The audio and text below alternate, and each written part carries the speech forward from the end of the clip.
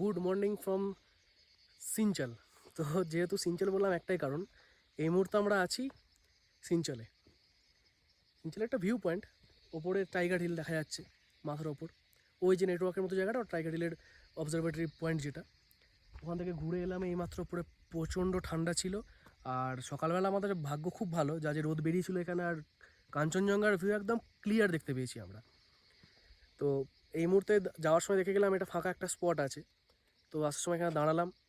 একদম ফাঁকা, শুধুমাত্র আমরা দুজন, আর কেউ এখানে নেই এই মুহূর্তে।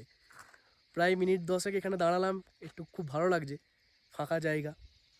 আর চারিদিকের লোকেশন তো একদম অসাধারণ, লোকেশন দেখলেই বুঝতে পারবে। তো এবার আমরা এখান থেকে বেরোবো, এবার নিচের দিকে যাব, দেখি নিচে যদি কিছু আরও পাই দেখার, তো সেখানে দাঁড়াবো। সব জিনিসপত্র এখানেই রেখে দিয়েছি। আর এই যে আই লাভ সিঞ্চলের বোর্ড, হ্যাঁ, যেটা এখন সব জায়গায় ট্রেন্ডিং চলছে, সব জায়গাতে এখন I love Sinchal, I love Darjeeling, এ সমস্ত এখন সব লেখা। কিন্তু সব থেকে ভালো যেটা, যে কারণে এখানে এখন দাঁড়িয়ে থাকলাম, একদম ফাঁকা, কোনো টুরিস্ট নেই, কেউ নেই, প্লাস চারিদিকের লোকেশনটা অসাধারণ। এখান থেকে দূরে হয়তো ক্যামেরায় বোঝা যাচ্ছে না, কিন্তু দূরে একদম নিচে পর্যন্ত দেখা যাচ্ছে পাহাড়ের সমস্ত বাড়ি ঘর। হ্যাঁ, দারুণ লাগছে, দারুণ একদম। তো চলো নিচে নেমে যাই। এরপর বাইক নিচে রাখা আছে, আমরা উপরে হেঁটে উঠে এসেছি। নিচে যাই, নিচে যেতে যেতে আরও কথা হবে। বৃষ্টি আসার আগে নেমে চলো। বৃষ্টি আসবে, এদিকটা কালো হয়ে আছে এই যে। হ্যাঁ, আগের দিন খুব ভিজেছি। ঠিক আছে, চলো নিচেই যাই, দেখি এরপর আর কোথায় ভালো স্পট আছে, যেখানে পাবো সেখানেই দাঁড়িয়ে যাব। কারণ আমাদের কোনো তাড়া নেই, নিজেরা এসছি, একদম নিজেদের মতো করে এসছি, কোনো তাড়া নেই। আস্তে আস্তে যাবো, দেখতে দেখতে যাবো, সবটা অবজার্ভ করবো, যেখানে ভালো লাগবে সেখানে দাঁড়াবো। ঠিক আছে, চলো বেরোনো যাক। চলো এরপর দেখা হবে, রাস্তায় যাবো।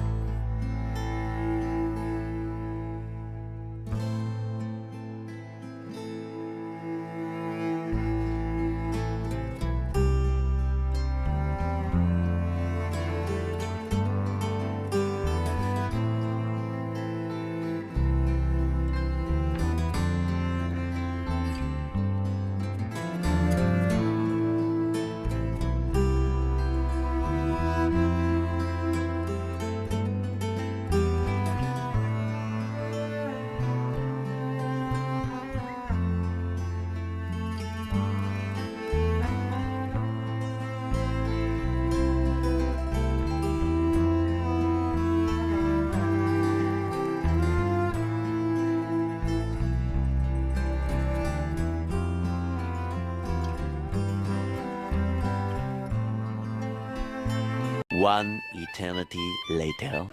সকালবেলা তখন বেরিয়ে অনেক ভিড়ভাট্টার মধ্যে দিয়ে আসার পরেও এতক্ষণ পরে এসে দার্জিলিংয়ের রোপওয়েতে ঢুকেছিলাম। এই যে মুখখানা, এই যে প্রায়, এই যে শুনলাম যে এখন যা লাইনে যা লোক আছে, প্রায় 2 থেকে 2.5 ঘন্টা টাইম তো মিনিমাম লাগবে। কারণ যে অলরেডি টিকিটটা কাটা আছে যাদের, তাদের এই লাইনটা বীভৎস বড়। তাদের ওখানে অর্ধেক হবে, মানে তারা অর্ধেক রোপে উঠবে, তারপরে বাকি যখন অর্ধেক খালি হবে, তারপরে এখানে বাকিটা আবার টিকিট কাটা শুরু হবে। তো এতক্ষণ টাইম তো মনে হয় প্রায় আশা বছর যাচ্ছে, আর 2 থেকে 2.5 ঘন্টা 3 ঘন্টা তো লাগবে। এটা শোনার পরে এই জনের মুখের অবস্থা। তো আমরা এখানে আর ওয়েট করবো না, এবং এখানে যত তাড়াতাড়ি পারি নিচে নেমে যাবো একটা অনেকটা। আর সিঁড়িতে একদম পুরো একদম এরকমভাবে, তো এখানে ওটা সম্ভব না তো খাড়া এতে। তো এলাম, কিন্তু কিছু করার নেই, হলো না যখন, কারণ এখন এত লাইনে অনেকক্ষণ টাইম লাগবে সবাই যা বলছে। তো কিছু করার নেই, বেরিয়ে চলে যাবো এখান থেকে। নিচে আরও কিছু দেখার স্পট আছে, সেগুলো এক্সপ্লোর করবো। যদি এরপরে সম্ভব হয় দেন আবার একবার আসবো, কিন্তু যা ভিড় রাস্তা, যে জ্যামের মধ্যে দিয়ে আসার, সত্যি কথা বলতে বিন্দুমাত্র ইচ্ছা নেই। তো এখানে এই যে সমস্ত দোকান,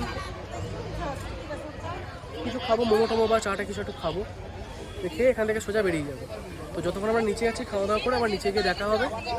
তো টাকা তো অত উদাস হতে হবে না, ঠিক আছে, হবে, আবার একবার আসবো আমরা। ঠিক আছে, তো এখানেই বন্ধ করলাম, বাকিটা আবার নিচে গিয়ে দেখা হচ্ছে। One eternity later.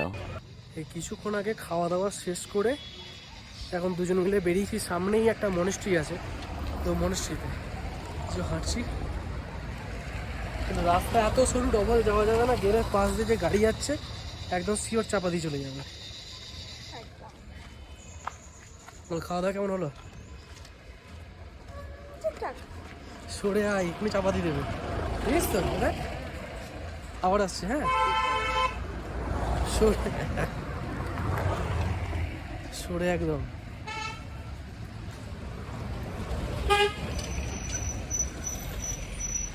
এই মনিস্ট্রির সামনে একদম।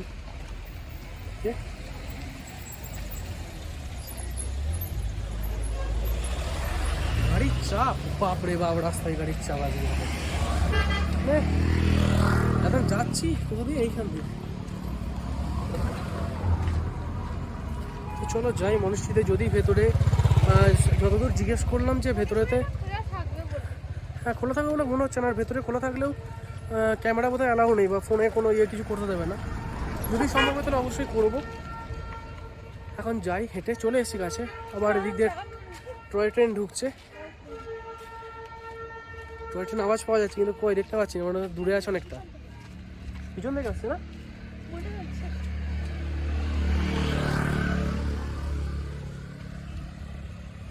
আর আমরা যে হোমস্টেটা নিয়েছি সেটা গিয়ে কিছুক্ষণ পরে দেখাবো। হোমস্টেটা যথেষ্ট সুন্দর, কি বলো? হ্যাঁ যথেষ্ট সুন্দর। হ্যাঁ হেঁটে হাঁপিয়ে যাচ্ছি, এক তো নিচে নামতে হাঁপিয়ে যাচ্ছি, এরপর আবার ওঠার ব্যাপার আছে। চলো দেখা যাক।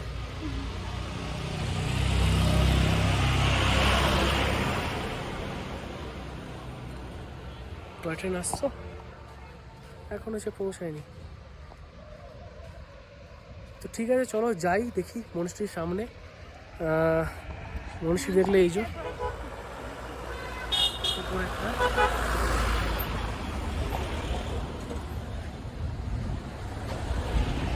দেখি যদি খোলা থাকে, যদি দেখতে পাই তাহলে অবশ্যই ব্লগ বানাবো ওখানেও। হাঁপিয়ে যাচ্ছি।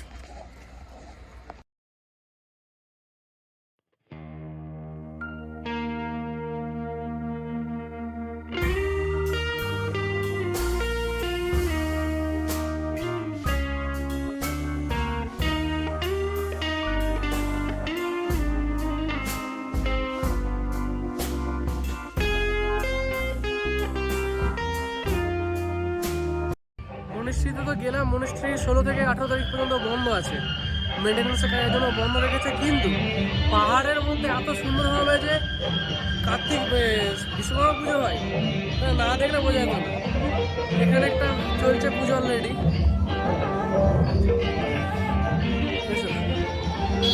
এখানে খাওয়া দাওয়া, এখানে চলছে খাওয়া দাওয়া, আবার এদিকেও চলছে পুজো। যাক আজকে দিনে এসে এখানে সব পুজো আমরা দেখতে পাচ্ছি।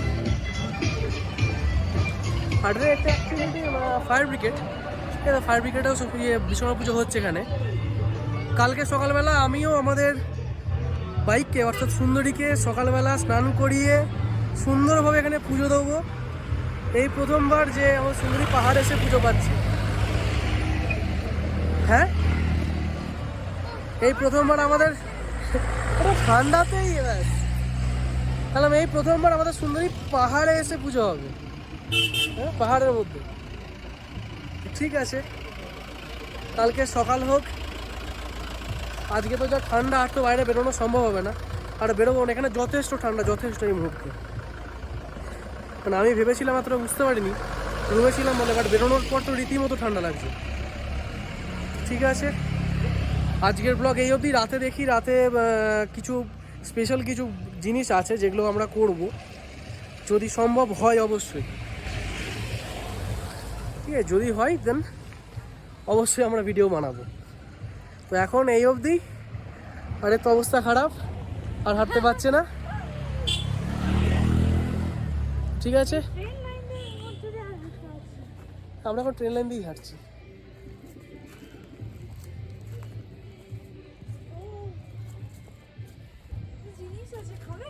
কি না এখন চকলেট খাবো না, বাট ট্রেন লাইন দিয়ে হাঁটতে কিন্তু সত্যি খুব ভালো লাগছে, দারুণ লাগছে ট্রেন লাইন দিয়ে হাঁটতে। সারা জীবনে তো আমাদের ওই ট্রেন লাইন দিয়ে হাঁটা হলো না, যাক টয় ট্রেন লাইন দিয়ে হেঁটে নিচ্ছি। তো এখন ভিডিও এইটুকুই, আবার পরে দেখা হচ্ছে।